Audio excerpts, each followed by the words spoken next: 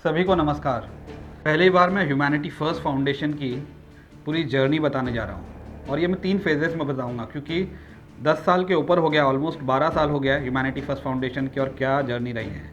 आज हज़ारों लोगों के दिलों में है एचएफएफ और पहले सिर्फ ये एक माइंड में था जब खाली इसको विजुअलाइज़ किया गया था।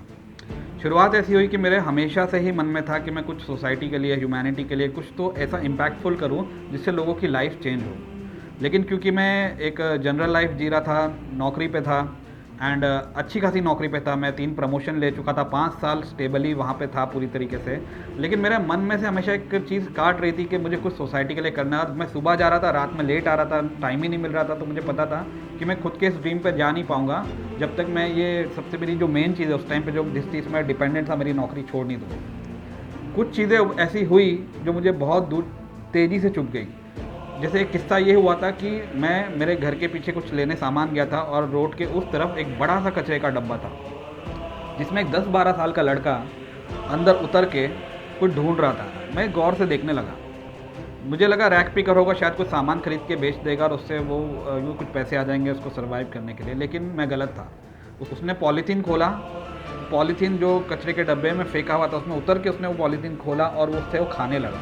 3-4 निवाले उसने खाए, उतना भूखा था और उस दिन इतना बास आ रहा था उस कचरे के डब्बे में क्योंकि मैं रोड के इस तरफ था तो वहाँ तक भी आ रहा था कि कोई ज़्यादा नज़दीक जाएगा भी नहीं। तो बेचारा उसमें जाके अगर वो खा रहा था, मतलब वो क्या भूख लगी हुई और क्या तकलीफ थी उसकी। उसने वो बंद किया, वो पॉलीथीन लेके वो चला गया। मैं कुछ नहीं कर पाया, कई दिनों तक मेरी नींद उड़ी रही, मैं सो नहीं पाया और फाइनली मैंने डिसीजन लिया कि मैं नौकरी छोड़ दूँगा, मैं एक साइड बिजनेस शुरू करूँगा, भले कम कमाऊँगा चलेगा, लेकिन मेरे को जो एक लाइफ मिली है, ये एक लाइफ बहुत सारी लाइफ को इनलाइटन कर सकती है इस डिसीजन से। और फिर मैंने सोचा कि मैं ह्यूमैनिटी फर्स्ट फाउंडेशन शुरू करता। मैंने अपनी नौकरी छोड़ने का बड़ा डिसीजन ले लिया। मेरी उस टाइम पे एज लगभग 27 की होगी, 2010-11 के टाइम पे, और ये पीक एज थी। मुझे काफ़ी लोग ने बोला भी कि गलत डिसीजन है, लेकिन मैंने अपने दिल की सुनी और मैं आज बहुत प्राउड हूँ आज ये 12 साल की जर्नी जब मैं पीछे मुड़ के देख रहा हूँ। क्योंकि इसका विजन भी एक तो बहुत ब्यूटीफुल था कि लोगों को सिर्फ मदद नहीं करनी है, सक्षम बनाना है, एम्पावर बनाना है, मतलब उनको ही ताकत देनी है खुद को लड़ाई लड़ने के लिए और जीने के लिए। साथ ही साथ नॉन पॉलिटिकल रखा, इसको नॉन रिलीजियस रखा कि सब लोग सिर्फ ह्यूमैनिटी के लिए साथ में आके काम करें और ह्यूमन राइट्स और ह्यूमैनिटी ये 2 सेक्शन पे हमारा जोरदार काम फिर शुरू हो गया। और मैंने सबसे पहला काम ये किया कि मैंने अपने फादर को रिक्वेस्ट किया, जो कि आर्टिस्ट है, कि एक अच्छा सा लोगो बनाया जाए। जब उन्होंने कॉन्सेप्ट समझा कि ये लोगों को एम्पावर करने पे ज़्यादा फोकस कर रहा है, तो ये जो मैंने यहाँ पे बैच एक ब्यूटीफुल सा पहना है, उन्होंने बनाना शुरू किया। स्टार्टिंग में जब इसकी स्ट्रिंग्स बन रही थी तो मुझे समझ में नहीं आ रहा था, मैं उन्हें बहुत परेशान कर रहा था, तो उन्होंने बोला प्लीज़ थोड़ी देर चले जाओ यहाँ से, मुझे थोड़े 1 घंटे बाद बस आ जाना। जब मैं 1 घंटे बाद आया तो पूरा लोगो रेडी था और मैं इसको देख के एकदम ब्लोन अवे हो गया कि वाह, मतलब क्या, मेरा कॉन्फिडेंस एकदम से बूस्ट हो गया। और मैंने तभी कह दिया था कि एक दिन दुनिया भर में ये लोगो पहुँचेगा, हर कोई इसको पहन के घूमेगा। और वो बात सच हो गई। देखिए कि चलो शुरुआत में ये हुआ कि लोगो बन गया और हमने फिर सब टीम बनानी शुरू कर दी अलग अलग जगहों पे। पहले हमने लोकल नवी मुंबई में शुरू किया, वहाँ पे हमने पहला जो एक है 2011 जनवरी में प्रोजेक्ट आहार, पहला हमारा प्रोजेक्ट है जो लॉन्च किया, जो मील डिस्ट्रीब्यूशन पे फोकस था। जो गरीब बच्चे होते हैं या स्ट्रीट किड्स होते हैं या स्लम किड्स होते हैं, उनको काफ़ी जगहों पे एंट्री नहीं होती, जैसे बड़े बड़े आउटलेट्स हो गए, मैकडोनल्ड्स हो गया और काफ़ी सारे। तो यहाँ पे इनको कभी मौका नहीं मिलता कि उधर जाके बर्गर खा सके, कुछ अच्छी चीज़ जो बच्चे हैं उनको फील होता ही है। तो हमने बर्गर्स खरीद के डिस्ट्रीब्यूशन शुरू की, कभी 200 बर्गर, कभी 400 बर्गर, और लोग आने लगे, साथ में लोग डोनेट करने लगे, कंट्रीब्यूट करने लगे और वो कारवा बढ़ता ही चला गया। और फिर उसके बाद में ये हर वीक होने लगा, वीक बाय वीक होने लगा, और वो बच्चों का एक्साइटमेंट और लोगों की खुशी जो हमारे साथ बांटने आ रहे थे, वो देख के हम लोग का भी जज्बा बढ़ता चला गया। फिर जुलाई में हम लोगों ने एक ब्लड डोनेशन कैंप रखा और प्रोजेक्ट लाइफ सेवर लॉन्च किया। ये सेकंड प्रोजेक्ट था एचएफएफ का। उसके बाद में अक्टूबर में हेल्पेज प्रोजेक्ट आया जो ओल्ड एज होम विजिट्स के लिए किया गया। ब्लड कैंप भी बहुत सक्सेसफुल गया था और प्रोजेक्ट आहार भी चल रहा था। और ये तीसरा प्रोजेक्ट भी आ गया था जहाँ पे हम सिर्फ ओल्ड एज होम विजिट कर रहे थे और वो एक अलग ही एक्सपीरियंस था, पूरा ही अलग। वहाँ पे उनको बस ये था कि कोई मिलने आ जाए, बस वो उसमें ही खुश थे कि बोले कि भाई अब 2 महीने में आप लोग बस मिलने आ जाए करो, और हमें भी बहुत सुकून मिलने लगा। फिर उसी साल के नवंबर में 2011 में सीक्रेट सेंटा हमने एक इवेंट किया जहाँ गरीब बच्चों को या जो ऑर्फन्स वगैरह होते हैं वहाँ पे टॉयज़ डोनेट करना हम लोगों ने शुरू किया। हमने खुद सेंटा बनना शुरू किया कहीं ना कहीं। और उसी महीने में नवंबर के एंड में पहला कॉन्स्टिट्यूशनल राइट्स पे ट्रेनिंग हमने दिया। और वो ट्रेनिंग बहुत सक्सेसफुल रही, काफ़ी लोग ने उसको अटेंड किया। और साथ ही साथ हम लोग ने 26/11 में जो शहीद हुए थे उनको हम लोग ने श्रद्धांजलि प्रोग्राम भी रखा और लोगों ने उसमें भी बहुत अच्छे से पार्टिसिपेट किया। तो फर्स्ट ईयर ही बहुत सक्सेस रहा, लेकिन डेफिनेटली इसमें उतनी ताकत भी लगाई गई थी, बहुत ज़बरदस्त स्केल का एफर्ट डाला गया था। फिर आया 2012 और जनवरी में हमारा मील डोनेशन ये वो सब प्रोग्राम तो चल ही रहा था। हमें रिक्वेस्ट आने लग गई अलग अलग जगहों से कि कुछ रेफ्यूजी है, जो रेफ्यूजी कैंप बांद्रा वगैरह में लगा है, जहाँ पे काफ़ी ऐसे अच्छे घर के लोग आए हैं जिनका घर वर अभी नहीं रहा है, और वो लोग झोपड़े भी नहीं, उससे भी बुरी हालत में चादर वादर बांध के पूरा ऐसे रह रहे, एकदम बुरी कंडीशन में, धूप में, खाने पीने को भी कुछ नहीं है। हमारी टीम ने जाके वेरीफाई किया और देखा कि सही में हालत बहुत ख़राब है। तो पूरा के पूरा HFF में मैसेजेस सर्कुलेट हुए, हम लोग ने जमा किया अनाज, और हम लोग 1 टन से ज़्यादा 1000 किलो से ज़्यादा अनाज जमा करके वहाँ पे डिस्ट्रीब्यूट किया। डिस्ट्रीब्यूशन के वक्त की भी बहुत अजीब अजीब अलग अलग तरीके के एक्सपीरियंसेस रहे। उन्होंने कहा कि सर आप लोग डायरेक्ट खुद आए हो, फाउंडर्स भी आए हैं, सब आए हैं हमारे साथ, अगर आपको ठीक लगे तो आप बैठ के खाना खाइए। और हम लोगों ने खुद उनके प्लेट में बैठ के खाना खाया। बेचारे जो हालात थे उनके, पूरा पानी, मतलब लिटरली हम जैसे चावल और पानी ही खा रहे हैं ऐसा हो गया था। लेकिन उनको भी खुशी हुई कि चलो हम लोग सब बैठ के एक जगह पे एक साथ में हंसी खुशी बैठ के हमने एक टाइम बिताया, और एक एक्सपीरियंस रहा। हर एक चीज़ हमें और ग्राउंडेड करने लगा सारे पूरी टीम को। उसके बाद में पूरे मील डोनेशन, आहार, ये सब जुलाई अगस्त वगैरह में चलते रहा। अगस्त में एक और प्रोजेक्ट लॉन्च हुआ जो था ट्री प्लांटेशन पे, जिसका नाम था प्रयास, जो इन्वायरमेंट पे था। उरन में एक बहुत बड़ी टीम बनी थी ह्यूमैनिटी फर्स्ट फाउंडेशन की, काफ़ी जगहों पे टीम बननी शुरू हो चुकी थी अभी लोकल में, और उन्होंने ये बड़ा से इवेंट रखा था जो कि काफ़ी सक्सेसफुल गया। वहाँ के लोकल्स वगैरह सब ने आके 300-400 लोग थे जिन्होंने अटेंड किया, और ये ट्री प्लांटेशन का प्रोजेक्ट भी वहाँ पर लॉन्च कर दिया गया। फिर हम लोग 2012 के सेकेंड हाफ में आगे बढ़ते गए, पीछे बैकग्राउंड में एक्टिविटीज़ होती रही, और फिर हम लोग ने आई डोनेशन का कैंपेन किया जो कि रायगढ़ में हुआ था, और वो सक्सेसफुल हुआ। आई डोनेशन कैंपेन में हम फॉर्म भरते थे, हमने टाई अप्स किया हुआ था कुछ हॉस्पिटल से कि ये फॉर्म हमने आपको दिया है, कभी भी गॉड फॉरबिड, भगवान ना करे, खुदा ना करे, किसी का डेथ हो जाए तो जो है आप इनको, इनकी फैमिली आपको कनेक्ट करेगी, और आप इनको जो है आके IS का जो भी प्रोसीजर होता है वो करके आप उनको किसी को डोनेट कर देना जिसको ज़रूरत है। मतलब इस तरीके का पूरा प्रोजेक्ट डिज़ाइन किया गया। उसके बाद में अभी तक जो है ये HFF जो है ये एक टीम बन के खाली काम कर रहा था, एक ग्रुप बन के काम कर रहा था। लेकिन हमने इसको प्रॉपरली लॉन्च किया अक्टूबर 2012 7 तारीख को, जब हमने पूरा एक इवेंट किया और प्रॉपरली ह्यूमैनिटी फर्स्ट फाउंडेशन को लॉन्च किया, क्योंकि हमने 1.5 साल इतना काम करके पूरी सब चीज़ें बना दी थी कि हम कॉन्फिडेंट थे कि अब हम आगे जाएंगे इस चीज़ पर। बहुत बड़ा अच्छा इवेंट हुआ, बहुत लोग आए और एक प्रॉपर लॉन्च हो गया।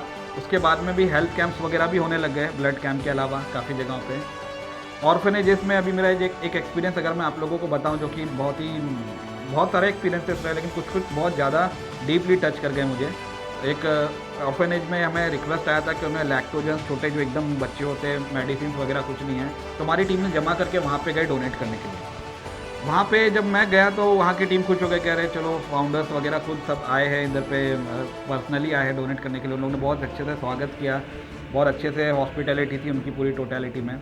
एंड उन्होंने कहा कि हम आपको हर एक बच्चों को दिखाना चाहते हैं कि मतलब हम लोग बच्चों को कैसे रखते हैं। तो मैंने बोला ठीक है, ऐसा कोई ये नहीं है, लेकिन उन्होंने इंसिस्ट किया तो मैंने चलो देखते हैं। वो सब रूम्स में लेके जा रहे थे, एक रूम में ले जाने के लिए उन्होंने पहले कहा कि सर इसमें आप नहीं जाइए, आप देख नहीं पाओगे। मैंने बोला ठीक है नहीं जाता हूँ, लेकिन क्या हुआ है?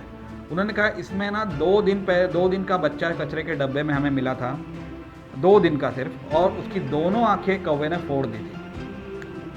तो ऐसी हालत है कि आप देख भी नहीं पाओगे इस चीज़ को। तो मतलब ऐसी चीज़ें आगे आने लगी ना, जो हमें और ज़्यादा इसमें कॉन्फिडेंस लाने लगी कि हमें और ज़्यादा काम करना है, हमें और ज़्यादा इंसानियत के लिए काम करना है, और हमें ज़्यादा से ज़्यादा लोगों तक पहुँचना है, उनको सपोर्ट पहुँचाना है। तो ये ऐसी हालत अलग अलग सुनता रहा, और काफ़ी बार ऐसा भी होता था काफ़ी दिनों तक नींद उड़ जाती थी हमारी। लेकिन क्या करें, हम निकल चुके थे, हमसे जितना बनता था हम पूरा जी जान लगाएंगे और करेंगे इंसानियत के लिए, अपने कंट्री के लिए। तो आगे हम लोग ने ये भी सोचा कि जो लोग इतना काम करें उनको फेलिसिटेशन भी होना चाहिए, तो हमने इंटरनल फेलिसिटेशन भी रखे हमारे HFF के जो एक्टिविस्ट हैं उनके लिए। तो नवंबर 2012 में 2 साल जितनों भी काम किया था शुरुआत से, सबको फेलिसिटेट किया गया। उसी साल क्रैकर डोनेशंस भी शुरू हो गए, जो बहुत गरीब बच्चे होते हैं जिनको कभी पटाखे फोड़ने नहीं मिलते दिवाली वगैरह में, वो सब भी किया गया। श्रद्धांजलि के इवेंट्स भी कंटिन्यू हो रहे थे बैकग्राउंड में।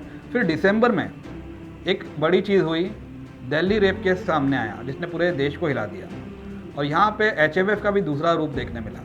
अभी तक वो सिर्फ सोशल एक्टिविटीज़ कर रहा था, लेकिन ये ऐसी झंझोड़ देने वाली न्यूज़ थी कि हर कोई गुस्से में भरा पड़ा था।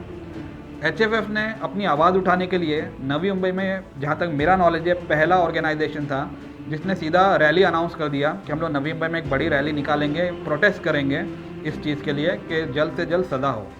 नवी मुंबई में एक रैली निकालने का डायरेक्ट डिसीजन लिया गया, बहुत सारे कॉल्स किए गए, बहुत मेहनत की गई और 1500 से ज़्यादा लोग, नेरुल में एक पूरी बड़ी रैली निकाली गई और उसमें लोग आए। और अगले ही हफ्ते हमने फिर रायगढ़ में भी रैली निकाली, एक हफ्ते के गैप में, और इसमें सिर्फ एचएफएफ के मेंबर्स ही थे, ना कोई दूसरे ऑर्गेनाइजेशन के मेंबर्स थे, ना कोई पार्टीज के थे, ना किसी के। तो एक नई ऑर्गेनाइजेशन जो उसको 2 साल भी मुश्किल से हुआ है, वो उतर के एग्रेसिवली भी काम कर रही थी, जहाँ सोशल वर्क करना था सोशल वर्क कर रही थी, लेकिन जहाँ आवाज़ उठाना था आवाज़ उठाने की ताकत भी रख रही थी। 2 साल का ज़बरदस्त काम हो चुका था और तीसरा साल अब शुरू हो चुका था 2013। रोड सेफ्टी अभियान शुरू हुआ, जहाँ पे ट्रैफिक डिपार्टमेंट के साथ हमने उनसे जॉइंटली इस अभियान को शुरू किया, हमने मतलब हेल्प करना शुरू किया उनके अभियान में, और बहुत अच्छे इवेंट्स होने लग गए। कंटिन्यूस दनादन इवेंट हो रहे थे, हर वीक कुछ ना कुछ हो रहा था, हर महीने 5-5, 6-6 इवेंट्स हो रहे थे लोकल लेवल पे। मई 2013 में हम लोगों ने वुमेन सेल्फ डिफेंस का भी सेशंस लेने शुरू किए टाई अप करके, और वो काफ़ी अच्छे इवेंट हुए जहाँ पे लाइव डेमो सेशन दिए जाते थे, औरतों को सिखाया जाता था कि कभी भी कोई हमला हुआ उन पे या कुछ भी गलत हो रहा हो तो उनको खुद को कैसे बचाना है। तो ये भी और अवेयरनेस फैलने लग गई ह्यूमैनिटी फर्स्ट फाउंडेशन की सब जगह। फिर हम लोग ने नॉलेज एम्पावरमेंट प्रोजेक्ट भी लाया, जहाँ पे हम लोग ने अलग अलग एक्सपर्ट्स को टाई अप करने लग गए, अलग अलग जगह सेमिनार्स देने के लिए। जैसे कैंसर अवेयरनेस का बहुत अच्छा सेमिनार हुआ जून में, ब्लड डोनेशन कैंप्स होने लगे। इनफैक्ट इसी दौरान मार्च में भी, जून में, जुलाई में भी ब्लड डोनेशन, मार्च में तो बहुत ही बड़ा हुआ था सिडको में जो हुआ। एंड उसके बाद में एक और रिमार्केबल चीज़ ये हुई कि हम लोग ने पहली बार अक्टूबर में अपना एक फेस्टिवल बड़ा करने का ट्राई किया। एक पूरा ऑडिटोरियम बुक किया गया और पूरा हमारे जो काम है प्रोजेक्ट्स एंटरटेनमेंट के ज़रिए पब्लिक से लाया गया। 600 से 700 लोग इसे अटेंड किए थे और ये काफ़ी बड़े स्केल पे ह्यूमैनिटी फर्स्ट फाउंडेशन का नाम लेके जाने लगा। एक्टिविटीज़ होते ही चली गई और टीम बढ़ते चले गई। हमने कमेटी मैनेजमेंट की ट्रेनिंग्स भी शुरू कर दी कि कमेटी में हमने कमेटीज़ बनाई, हमने अलग अलग लेवल पे कमेटी बनाई, नेशनल लेवल पे, स्टेट लेवल पे, डिस्ट्रिक्ट लेवल पे, ब्लॉक लेवल पे, हर एक पे president, vice president, general secretary, media incharge, अलग अलग ये चीज़ें होने लगी। तो उसकी ट्रेनिंग्स भी देने लगे ताकि हमारे पास जो बंदे जुड़ रहे वो काम ज़्यादा प्रिसाइजली कर पाए। अब ये हो गया था कि टीम बढ़ने लगे, मुंबई में फैलने लगी। तो अब एक इवेंट, जैसे हमने जनवरी 2014 में एक ब्लड डोनेशन कैंप किया था और वो कैंप हमने नवी मुंबई में किया, उसी टाइम पे मुंबई की टीम भी वहीं पे भी कर दी। तो मतलब 2-2 जगह अब इवेंट 3-3 जगह होने लग गए थे। और ये जो मैं बता रहा हूँ ये कुछ चीज़ें ही बता रहा हूँ, बहुत सारी चीज़ें तो इसमें बता ही नहीं पा रहा हूँ क्योंकि टाइम की कमी है। जब मैं कोई एक इवेंट बता रहा हूँ तो उसके बीच में 6-7 इवेंट और होके गए या 8-10 इवेंट भी होके गए जो मैं नहीं बता रहा हूँ क्योंकि वो बहुत ज़्यादा लंबा हो जाएगा। मैं कुछ चीज़ें हाईलाइट की खाली आप लोग को बता पा रहा हूँ। स्ट्रेस मैनेजमेंट के भी सेमिनार्स होने लगे और फिर मार्च 2014 में एक बहुत अच्छा इनिशिएटिव एचएफएफ ने शुरू किया जो मुझे लगता है इंडिया में फर्स्ट टाइम कोई इस चीज़ को ट्राई कर रहा था कि मिशन उड़ान लाया गया। हम लोगों ने कुछ 150 से ज़्यादा anti pollution mask traffic police को डोनेट किया था उन्हें सपोर्ट करने के लिए। और जब हम लोग और डीपली चीज़ों को स्टडी करने लगे डिपार्टमेंट के बारे में तो हमें रियलाइज़ हुआ कि बहुत सारे ऐसे पॉइंट्स हैं जिसको किसी ऑर्गेनाइजेशन के थ्रू आवाज़ उठाना बहुत ज़रूरी है ताकि जो हमारे प्रोटेक्टर्स है, हमारी जो पुलिस फोर्स है, उनको जो चीज़ों की कमी है वो कमी जो हमको दूर करना एज ए नागरिक, एज ए सिटीजन भी ज़रूरी है। हम लोग ने 53 पॉइंट्स बनाए स्टडी करके और मिशन उड़ान लॉन्च किया जहाँ पे हम डिमांड कर रहे थे गवर्नमेंट से कि आप लोग ये अपग्रेडेशंस लाओ ताकि पुलिस की लाइफ और बेटर हो जाए और उनको वो जो हमें सर्विस दे रहे इन रिटर्न्स वो और बेटर हो जाएगी, अच्छी हो जाएगी कहीं ना कहीं। तो ये बहुत यूनिक चीज़ थी और उसकी आवाज़ बहुत दूर दूर तक उठाई गई और उससे बहुत फ़र्क भी पड़ना शुरू हुआ। और आगे फिर हमने और पोस्ट अपॉइंट करना शुरू की। इनफैक्ट मुझे ख्याल से अप्रैल 2014 में कुछ 103 पोस्ट एक साथ एक ही दिन पर दी गई थी, इतनी फास्ट में एक्सपेंशन शुरू हो गया था। और जो प्रोजेक्ट्स चल रहे थे, जो मिशन चल रहा था, ये सारी चीज़ें चल रही थी, वो और दूर दूर तक फैलने लग गया। इनफैक्ट मई में तो पुलिस हेडक्वार्टर्स में मुझे ब्रीफिंग के लिए, उड़ान के लिए मतलब एक इवेंट में पूरा बुलाया गया था, वहाँ पे पूरी ब्रीफिंग वगैरह करवाई गई, एज ए गेस्ट बुलाया गया था। मतलब सपोर्ट आने लगा हर जगह से। उसी दौरान हमारी मीटिंग्स हर जगह चलने लगी, नवी मुंबई में, मुंबई में, हर संडे को, हर वीकेंड्स को इसमें मीटिंग चल रही थी। एक मीटिंग का मुझे किस्सा याद है, छोटी सी बात है लेकिन मुझे लगता है इससे वैल्यू और जो थॉट प्रोसेस है ऑर्गेनाइजेशन की जाएगी। कि मुंबई में गया था, कुर्सी थी, टेबल था, 2-3 लोग जो मेन आए थे उनके लिए, बाकी लोग को ज़मीन पर बैठना था। ये बात मुझे पता नहीं थी। जब लोग आए ज़मीन पर बैठने लगे तो मुझे गवारा नहीं हुआ। मैंने कहा कि मुझे ठीक नहीं लग रहा मेरे कलीग्स को, हम लोग ज़मीन पे बैठ के मीटिंग लगे। बोले हाँ सही बात है, और सबने ज़मीन पे बैठ के मीटिंग ली। कभी कभी मीटिंग गार्डन्स में हो रही थी, कभी जिम में हो रही थी, क्योंकि हर कोई कॉमन आदमी जुड़ा था, किसी का ऑफिस था, किसी का नहीं था, बट ये दिखाता था कि वो इक्वलिटी पे बिलीव करता है। कहीं कहीं वो लोगों भी वही दिखाते हैं कि हर कोई इक्वल है, एक तराजू का साइन है उसमें कहीं ना कहीं। सो ये इस तरीके से चीज़ें आगे बढ़ती गई और हद ये हो गई कि स्टूडेंट्स इतने ज्वाइन हो गए कि हम लोग को एक स्टूडेंट विंग लॉन्च करना पड़ा बाकायदा 27 जुलाई को, एक नया डिवीजन क्रिएट करना पड़ा। फिर हमें इससे आइडिया है कि और डिवीजन्स बनाए जा सकते हैं, जैसे मीडिया का अलग डिवीजन बनाया जा सकता है, सिविल राइट्स का अलग बनाया जा सकता है, एनवायरनमेंट का अलग बनाया जा सकता है। तो ऐसे डिवीजन्स भी क्रिएट होना टाइम के साथ शुरू हो गए। धनाधन इवेंट्स होते चले गए अलग अलग टाइप के। एंड नवंबर तक तो ये हालत हो गई थी, ये मैं 2014 की बात कर रहा हूँ, जैसे चिल्ड्रंस डे के इवेंट मुझे अभी भी आते हैं, वो 8 अलग अलग जगह पे हो रहे थे। कहीं पे कोई हेल्थ कैंप कर रहा था, कोई टीम की, कोई दूसरी टीम ह्यूमन राइट्स की ट्रेनिंग जैसे कांदीवली वालों ने रखा था। एक स्टूडेंट विंग जो हमारा है वो अस्तित्व करके एक मेंटली चैलेंज स्कूल था या ऑर्फनेज था, वहाँ पे जाके उन्होंने अपना पूरा इवेंट किया था, सपोर्ट किया था। तो मतलब अलग अलग जगह पे एक ही दिन में इतने सारे इवेंट्स होने लगे एचएफएफ का, वो स्केल पे काम जाने लगा। दिसंबर में फ्लड विक्टिम्स का लिए भी हमें काफ़ी बड़ा रिक्वेस्ट आया था 2014 में, और 2000 किलो से ज़्यादा हम लोग ने वहाँ पे भी ग्रेन्स डोनेट किए थे। ड्रग पेडलिंग के इश्यूज़ मीरा रोड में बढ़ गए थे, वहाँ से रिक्वेस्ट आनी शुरू की थी, तो वहाँ पे भी हमने जाके इंटरव्यूज़ दिए थे और काफ़ी प्रेशर क्रिएट किया था कि वो चीज़ को वहाँ से एलिमिनेट किया जाए जो प्रॉब्लम है। तो ऐसे चीज़ें चलती गई, ईयर एंड आया और अगेन हम लोग ने ये 2 साल में भी जो काम है इसके फेलिसिटेशंस किए ताकि लोगों का जज्बा भी बना रहे और लोगों को मोटिवेशन भी आए। लेकिन इतना काम है जो ये एक्चुअली एक छोटे से जर्नी के वीडियो में बताना इम्पॉसिबल है, लेकिन जो हाइलाइट्स जो मुझे याद आते जा रहे हैं मैं वो आपको बताते जा रहा हूँ। तो ये था फेज़ 1 2011, 12, 13 और 14।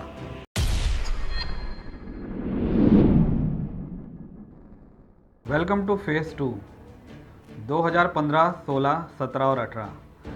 इसके पहले के 4 साल हमने देखे क्या धमाकेदार शुरुआत हुई एचएफएफ की और अब चीज़ें नेक्स्ट लेवल पे जाने लग गई थी। तो जैसे कि आप लोग ने देखा बैकग्राउंड में ब्लड डोनेशन कैंप्स चालू थे, ओल्ड एज होम विजिट्स चालू थे, काफ़ी कुछ चल रहा था। वहीं पे हमें अप्रोच बड़ी बड़ी चीज़ों के लिए भी किया जाने लगा। सेव आर ए कैंपेन कुछ लोग चला रहे थे, कुछ ऑर्गेनाइजेशंस चला रही थी, उन्होंने एचएफएफ का सपोर्ट मांगा और हमें वो सही कॉज लगा तो हमने उसमें सपोर्ट भी किया। और मरीन ड्राइव पे जो एक काफ़ी प्रोटेस्ट वगैरह किए जा रहे थे उसमें पूरा एचएफएफ पूरी की पूरी तरीके से उतरा और उसकी वजह से डेफिनेटली बहुत बड़ा फ़ायदा हुआ। वो चीज़ जो होने वाली थी वो रुक गई। और यहीं पे मार्च में सेम 2015 की बात कर रहा हूँ, तेलंगाना में टीम बननी शुरू हो गई। मतलब अभी अलग अलग स्टेट्स में जाने लगा। अभी तक कैसा था कि महाराष्ट्र के अलग अलग पॉकेट्स में जा रहा था, लेकिन अभी अलग अलग स्टेट्स में भी बनना शुरू हो गया था। इनफैक्ट लोकल में ही मुरबाद वगैरह में हमारे कुछ मेंबर्स ने अनाथ आश्रम वगैरह भी उन्होंने खुद का स्टार्ट किया, उसमें एचएफएफ को भी उन्होंने इन्वॉल्व किया, ऑफिस भी वहाँ पे स्टार्ट किया। मतलब अलग अलग जगहों पे पॉकेट्स में ऑफिस शुरू हो गए थे, अलग अलग जगहों पे टीम्स बन रही थी, काम हो रहा था, इस तरीके से चीज़ें चल रही थी। इवन कुछ फायर फाइटर्स शहीद हुए थे मई में और उनका कंसर्न लेके उनकी कुछ बातें रखने के लिए भी हमारी टीम को बुलाया गया और हमारी टीम मुंबई गई, मैं खुद भी गया वहाँ पे और हमने श्रद्धांजलि भी दी और साथ ही साथ उनकी बातें सुनी भी और उनकी बातें सीनियर से करके जो भी उनकी फैमिली को सब मिलना चाहिए वो सब चीज़ों के लिए भी सपोर्ट किया। तो एक्टिविटीज़ होती चली गई, होते ही चली गई नॉन स्टॉप। कभी कल्याण में हो रहा है, कभी यहाँ पे हो रहा है, कभी मुंबई के अलग अलग कोनों में, कभी मुंबई के बाहर, ये चलते ही चलेगा सिलसिला। अक्टूबर में तो एचएफएफ का जो स्पोर्ट्स का डिवीज़न है, जैसे स्टूडेंट विंग था, स्पोर्ट्स विंग भी आया था, मैंने आपको बताया था, तो उसने फुटबॉल टूर्नामेंट रखा। मतलब अलग अलग सेक्शंस में चीज़ें जाने शुरू हो गई थी। और दिसंबर में एक बहुत ब्यूटीफुल चीज़ शुरू हुई, वो था ब्लैंकेट डोनेशन ड्राइव। पहली बार हम लोग ये चीज़ ट्राई कर रहे थे कि ठंडियों में जो रोड पे सोते हैं उनको ब्लैंकेट्स बांटना शुरू कर रहे थे और पहले ही ड्राइव में हम लोगों ने 1000 से ज़्यादा ब्लैंकेट बांटा था। और ये बात रेडियो सिटी एफएम वगैरह पे और काफ़ी जगहों पे हाईलाइट भी की गई थी जो ये काम किया जा रहा था। साथ में जनवरी 2016, जब 2016 स्टार्ट हुआ तो एक और चीज़ हम लोग ने स्टार्ट किया कि काफ़ी हमें लोग रिक्वेस्ट करते थे कि आप इस चीज़ के लिए कुछ करो, जो इलीगल डोनेशन लिए जा रहे हैं स्कूल कॉलेजेस में, जिसकी वजह से हम लोग बच्चों को पढ़ा नहीं पा रहे हैं। तो हम लोग ने साइनिंग कैंपेन शुरू किया सेव इंडिया कैंपेन के नाम से, जो काफ़ी तेज़ी से वो भी फैलने लग गया। एक्टिविटीज़ होती रहेगी। फरवरी मार्च में काफ़ी सारे ब्लड कैंप हुए, काफ़ी हेल्थ कैंप्स हुए, ह्यूमन राइट्स ट्रेनिंग हुआ। वैलेंटाइंस भी हम लोग ने गरीब बच्चों के साथ बनाया, वो भी एक नई चीज़ ला दी थी। एंड साथ ही साथ डीएनए का आई थिंक एक आईकैन करके मैराथन हो रहा था, उसमें भी बहुत बड़ा सपोर्ट एचएफएफ की टीम ने दिया। तो ये सब एक्टिविटीज़ चली रही थी। और अलग अलग जगहों पे भी, जैसे मैंगलोर में एक ओल्ड एज होम है, वहाँ पे काफ़ी बड़ा सपोर्ट गया था। एक मुंबई का ही कारवा फाउंडेशन है जो गरीब बच्चों को पढ़ाता है, उसमें काफ़ी सारा सपोर्ट एचएफएफ ने किया, बुक्स वगैरह डोनेट करके काफ़ी सारी चीज़ें की गई अलग अलग जगहों पे। और ये चलता रहा सिलसिला। और साथ ही साथ अब क्या हुआ कि मई में पहला ब्लड कैंप मस्कत में हुआ। मतलब मस्कत में, दूसरे कंट्री में भी अब चीज़ें, अभी तक तो खाली लोकल चल रहा था महाराष्ट्र के अंदर, उसके बाद में मैंने कहा कि नेशनली फैलने लगा, अभी इंटरनेशनली फैलने लगा। और उसी महीने में यूएई में भी एक सोशल इवेंट किया गया जो यूएई की टीम ने किया, तो वो इंटरनेशनली भी फैलने लग गया था। दूर दूर से रिक्वेस्ट आने लग गए, हम लोग किसी तरीके से चीज़ों को करने लगे, जॉब फेयर्स में भी सपोर्ट करने लगे, उसके लिए भी प्रोजेक्ट लगे। ये सारे जो प्रोजेक्ट थे इसमें एचएफएफ को 1 रुपया भी कहीं से नहीं मिलना था, ये भी मैं क्लियर कर दे रहा हूँ, ठीक है। तो एक और बहुत ही इंटरेस्टिंग रिक्वेस्ट आया था, एक दरगनहली विलेज से हमें रिक्वेस्ट आया था कि यहाँ पे सूखा पड़ गया और लोग यहाँ से छोड़ के जा रहे हैं, क्योंकि एक बूंद पानी पीने को नहीं है। 2 साल से 3 साल से बारिश भी नहीं हुई है।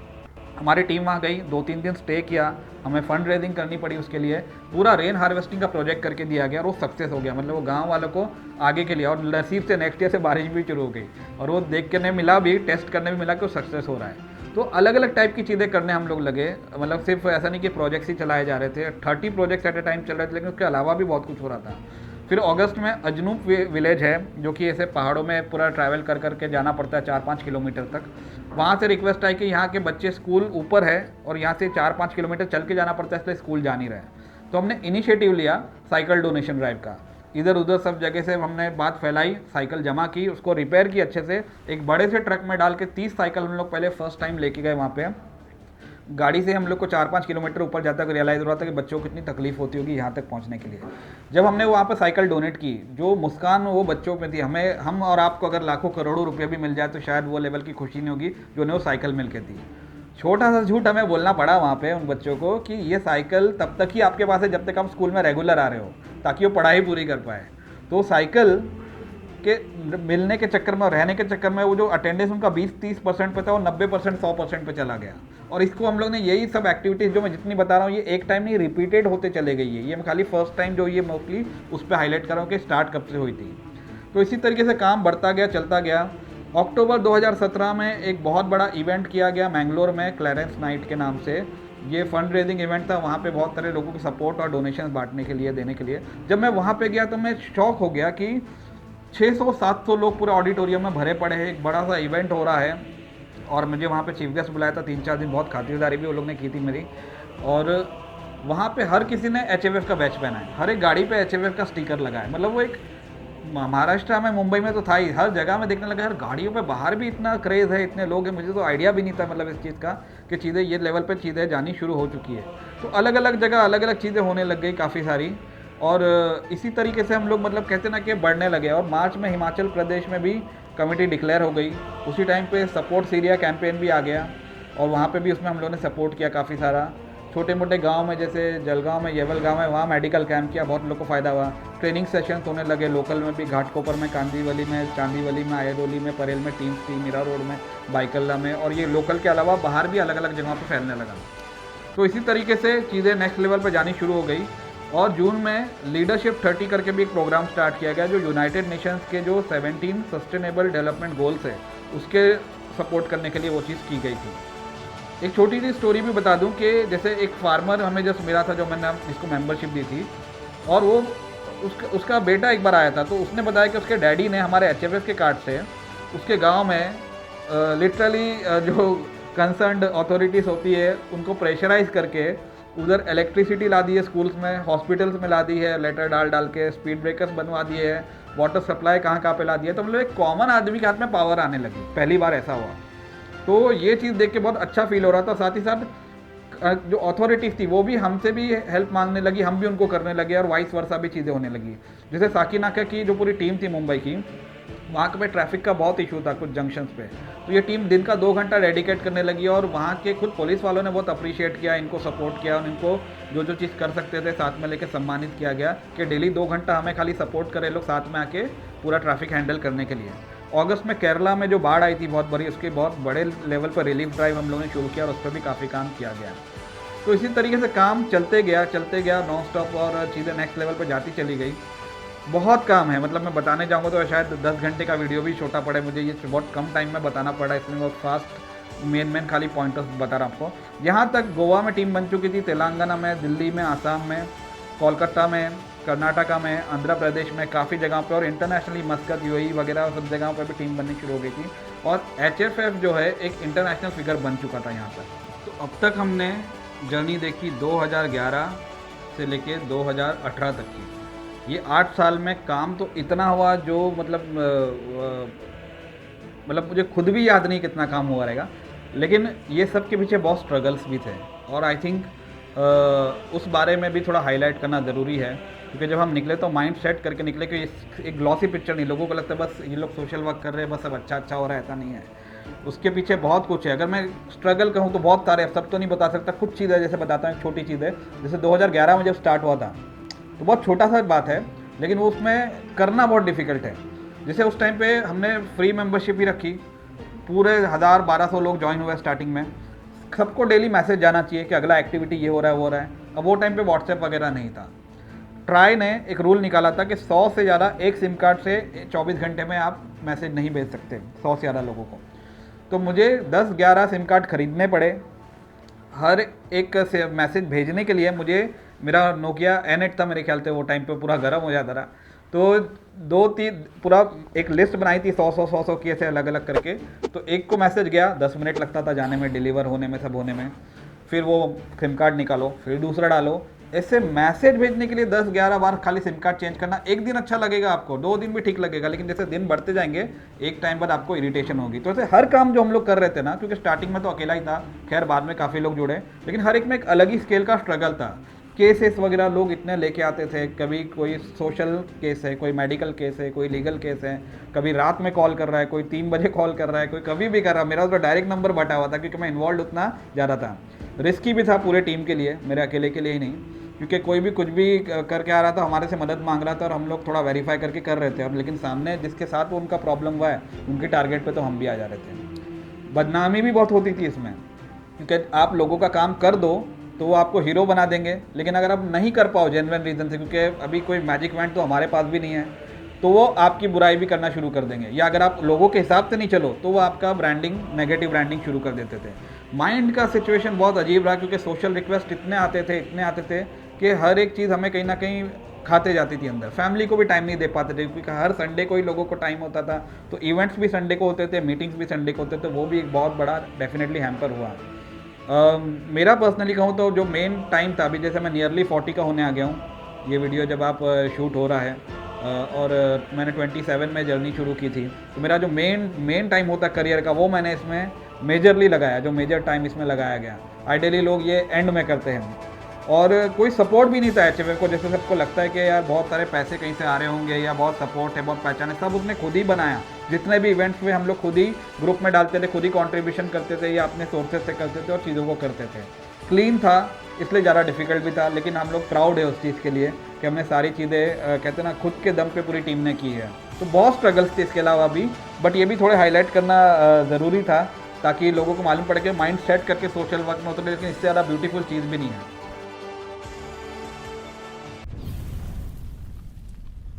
19, 20, 21 और 22, 8 साल का काम हो चुका था, और अब अपना ड्रीम प्रोजेक्ट जो बहुत टाइम से मेरे दिमाग में था, उस पर काम शुरू करने का वक्त आ गया था।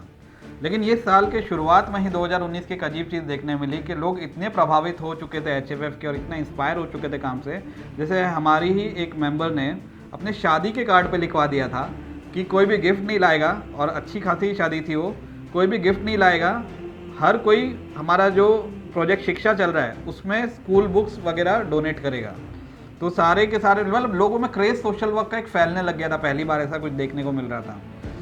सो गाइस, जो मैं ड्रीम की बात कर रहा था वो था सक्षम भारत अभियान, जो कॉन्सेप्ट मैंने डिज़ाइन किया था, जिसमें हम बहुत जगहों पे हील सेंटर्स का कॉन्सेप्ट लाने का प्लान कर रहे थे। हील का फुल फॉर्म है एचएफएफ, एजुकेशन एंड लर्निंग सेंटर्स।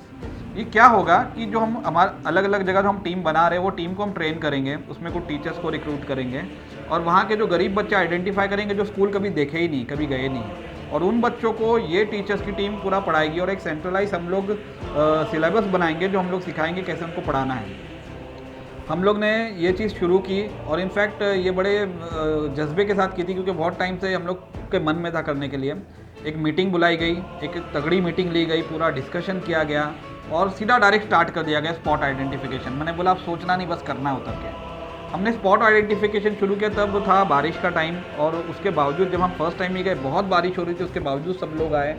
हम लोगों ने 3-4 जगह देखा, वहाँ से हमने एक जगह देखा जहाँ पे ऑलमोस्ट 70 बच्चे ऐसे थे जिन्होंने स्कूल देखी ही नहीं थी। तो हमने वहाँ पे एक झोपड़ा देखा, और वहीं पे वो बच्चों को पढ़ाना शुरू किया। बारिश थी, वो झोपड़े की हालत भी ऐसी थी कि हर जगह से पानी टपक रहा था, मतलब कोई अच्छा लेवल पे नहीं था। और हम लोग बस जाके स्टार्ट करके पढ़ाना शुरू किया, और जो अंदर जाना पड़ता था 800 मीटर ऑलमोस्ट होगा, नियरली 1 किलोमीटर चल के गली गली में जाना पड़ता था, क्योंकि दूसरा कोई रास्ता था ही नहीं जाने का। तो टीचर्स जाते थे डेली। हम लोगों ने एक 30 लोग की टीम बनाई थी, जिसमें डेली को 5-5 लोग को 6 दिन में हमने डिवाइड किया था और एक दिन छुट्टी रखी थी। और 5 में से 2 टीचर्स होती थी, 2 या 3, और 2-3 सपोर्ट मेंबर्स होते थे जो उनके साथ में जाते थे सपोर्ट करने के लिए।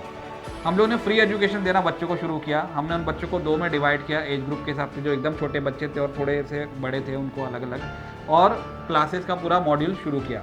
डेली हम लोग 2 से 3 घंटा वहाँ पे पढ़ा रहे थे। और बाद में जब गर्मी आई तो बाप रे, वो इतनी गर्मी में, और वहाँ पे ना कोई फ़ैन, ना इलेक्ट्रिसिटी, ना कुछ, मतलब वो एक अलग ही टाइम था। और इसके मैंने लाइव वीडियोस भी मेरे फेसबुक वगैरह पे शेयर किए हैं, जो आप लोग देख सकते हो। मतलब वो एक अलग ही स्केल का पूरा काम होने लग गया था।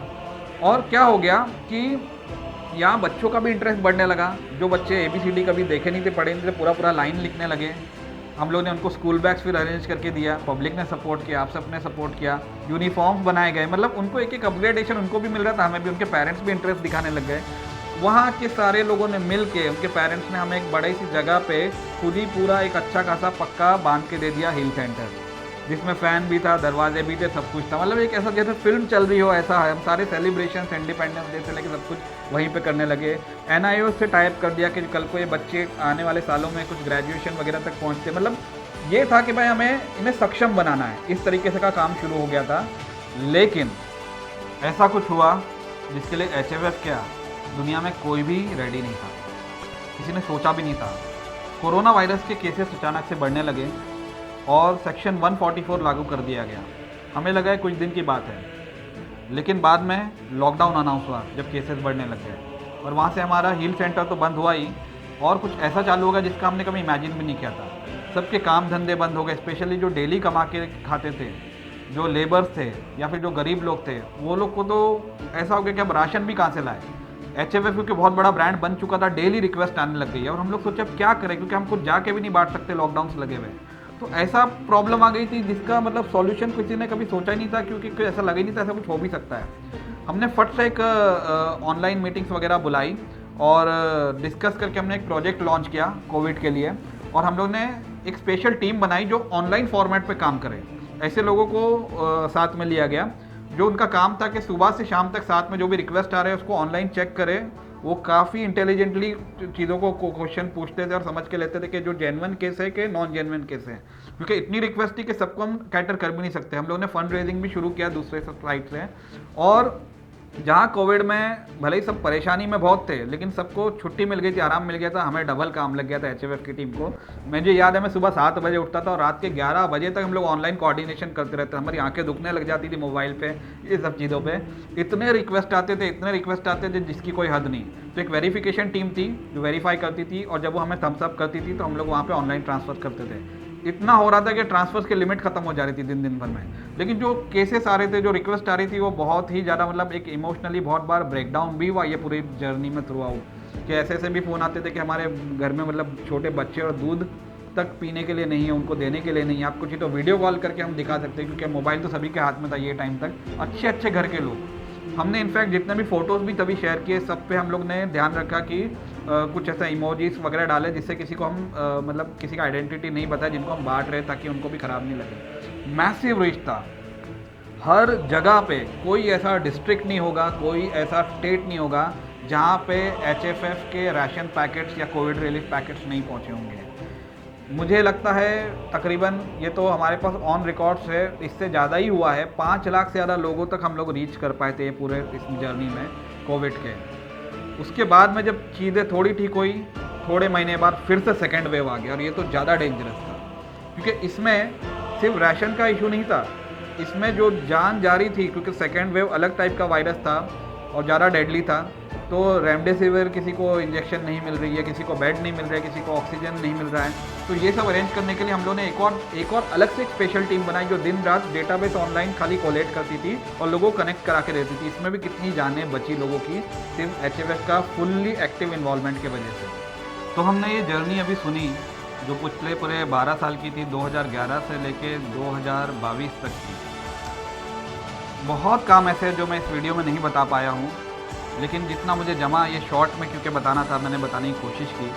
इसका ओवरऑल इम्पैक्ट क्या रहा ये हम लोग देखते हैं, और उसमें भी कुछ सर्टेन सेक्शंस ही हम देख पाएंगे। हज़ारों लोग जो सोशल वर्क करने का ड्रीम रखते थे, फाइनली उन्हें ऐसा एक कॉम्बिनेशन मिला, प्लेटफॉर्म मिला जो उनके दिल को छू गया, और वो सोशल वर्क में एक्चुअली उतर पाए। और उसके वजह से कितने लोगों की लाइफ में कितने चेंजेस आ गए, कितने अपग्रेडेशन आ गए, कितने लोग एम्पावर हो गए, कितने लोगों को खुद की आइडेंटिटी मिल गई, कितने लोगों को ट्रेनिंग मिल गई, कितने लोगों को आईडी कार्ड खुद का मिल गया जहाँ पे वो रिस्पेक्टफुली रख के कुछ काम करा सकते हैं, कितने लोगों को खुद के लेटर हेड्स पे कितने काम कराने मिल गया, जिन्होंने कितने लोगों का हॉस्पिटल का बिल कम करा दिया, अनगिनत लोगों का, कितने लोगों की फ़ीस कम करा दी गई स्कूल की। तो इतने काम में कितने लोग की फ़ीस भरी गई, जो मैंने पिछले वीडियोस में नहीं मेंशन कर पाया टाइम की कमी की वजह से। 30 प्रोजेक्ट्स एट ए टाइम चल रहे थे, और ये ऐसा नहीं था कि ये एक बार हो गया प्रोजेक्ट खत्म हो गया, वो चलते ही रहने प्रोजेक्ट है, मतलब ये 30 एक साथ चल रहे थे, इतने स्केल पर चीज़ें हो रही थी। HFF फेस्टिवल्स हर साल किए गए, अभी ये 10वां फेस्टिवल है जिसमें पहली बार ये वीडियो रन हो रहा है।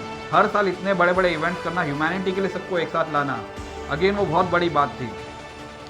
हील का कॉन्सेप्ट, जिससे बहुत सारे लोगों को, गरीब बच्चों को पढ़ाई मिली, और वो सक्सेसफुली चलने का समझा कि मॉडल सक्सेसफुल हो सकता है अगर हर जगह किया जा सके। उसमें कितना ब्लड एंड स्वेट डाला गया, कितने लोगों को HFF ने अवार्ड दिया, जो बड़े बड़े नाम हैं जो अलग अलग फील्ड में जिन्होंने महारत ही हासिल की है। सोशल वर्कर्स है, उसमें काफ़ी सारे एक्टर्स है, पुलिस ऑफिसर्स है, काफ़ी सारे हमारे आर्मी के जवान हैं, उन सबको भी सम्मानित किया गया। कितने लोगों को प्रोजेक्ट शिक्षा में फ्री एजुकेशन मिला, कितने बुक्स वगैरह मिला, और क्या क्या जो किट्स वगैरह होता है वो दिया गया। कितने लोगों को ब्लड में इमरजेंसीज में HFF काम में आया कि एक मैसेज आया और हमने अरेंज करवा दिया हमारे कोटा में से, और उसकी जान बच गई। ऐसे अनगिनत चीज़ें हैं। सोशल वर्क करना मुश्किल है, लेकिन उससे ज़्यादा मुश्किल था करवाना, और मेरा टारगेट था कि मैं करवाऊँ, मैं खुद तो करूँ ही करूँ उतर के, और मैं लीड बाय एग्जांपल करूँ कि लोगों से भी साथ में करवाऊँ, क्योंकि मैं बिलीव करता हूँ इस चीज़ को कि लाइफ एक बार मिली है, और हम सबका ना 2 टाइप का अकाउंट है। एक अकाउंट जो यहाँ पे है इस दुनिया में, टेम्पररी अकाउंट है, जो हमें सर्वाइव करने के लिए भरना बहुत ज़रूरी है, और हम सब उसको भर रहे हैं। लेकिन एक अकाउंट ऊपर भी है जो परमानेंट अकाउंट है, और जो ज़्यादातर लोगों का ऑलमोस्ट खाली है, वो भरना भी उतना ही इम्पॉर्टेंट है। तो हम इंसान बने ही थे एक दूसरे को इंसानियत फैलाने के लिए, और ह्यूमैनिटी फर्स्ट ने यही कॉन्सेप्ट लाया मार्केट में कि इंसानियत के ऊपर कुछ भी नहीं होता है। इसलिए इंटेलिजेंट फॉर्मेट बनाया गया, जहाँ पे कमिटीज़ बनाई गई, उनको ट्रेनिंग दी गई, उनके एरियाज़ में जो ज़रूरत है उसके हिसाब से वो सोशल वर्क करे, इस तरीके से चीज़ें लाई गई। इसलिए इसने मैसिव स्केल पे हज़ारों लोग जुड़े, और हज़ारों इवेंट्स हुए, और लाखों लोगों तक ये चीज़ पहुँचाई जा सकी। अब अगला ये है कि अब मैं कुछ आगे कुछ ऐसा करने वाला हूँ जिससे मेरी रीच, और जो मेरा एक काम है, और जो लोगों के लाइफ में जो एक अपग्रेडेशन लाना है, वो और भी मैं अलग स्केल पे लेके जा सकूं। तो वो क्या है, वो तो हम टाइम के साथ ही देखेंगे। और बहुत बहुत शुक्रिया करना चाहूँगा सभी लोगों का जिन्होंने किसी ना किसी तरीके से इस जर्नी में पूरी तरीके से सपोर्ट किया। किसी ने ग्राउंड लेवल पर उतर के अपना पूरा पसीना बहाया है, काम किया है, किसी ने फंड रेजिंग की है, डोनेशन दिए है, किसी ने हो सकता है फ्री में आके ट्रेनिंग दी हो, मतलब हर एक ने अलग अलग, किसी ने कुछ नहीं तो दुआ तो दिया है, वो भी बहुत बड़ी बात है हमारे लिए। तो यहाँ पे पहुँचाने का जो पूरा कहते हैं ना क्रेडिट जो है, वो सब उन लोगों को जाता है जो हमारे वेल विशर से, मेंबर से, जिन्होंने कुछ ना कुछ किसी ना किसी तरीके से हमें यहाँ तक लाने के लिए सपोर्ट किया है। जय हिंद। हम इस जर्नी को आगे इसी तरीके से बढ़ाते रहेंगे, और मैं चाहूँगा कि ह्यूमैनिटी फर्स्ट फाउंडेशन में आप लोग इसी तरीके से सपोर्ट बनाए रखिए, अपनी दुआएँ बनाए रखिए। Thank you, thanks a lot.